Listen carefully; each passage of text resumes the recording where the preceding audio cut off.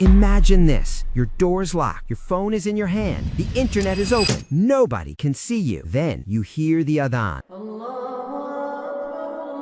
In that moment, which road will you choose? The road of the dark screen or the road of Ramadan recovery? So many brothers and sisters are fighting a private war, smiling outside, breaking inside. You tell yourself, I tried, I failed, I repented, then I returned again. And you start to wonder, is there a real way out? Yes, by Allah's mercy. Ramadan is not only the month of fasting from food, it can be the month of fasting from haram, from addiction, from chains you thought would never break.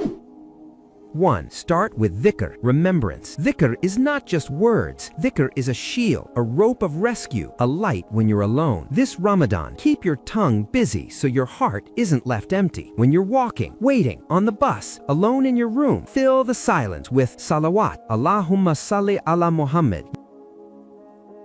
Say it slowly, like you mean it. Ya Rab, I can't beat this by myself. I need your strength. Istighfar, astaghfirullah. Every time you slip, don't stay on the ground. Stand up immediately and ask Allah to forgive you, because here is the truth. Dhikr doesn't only help you worship. Dhikr heals the heart that's addicted.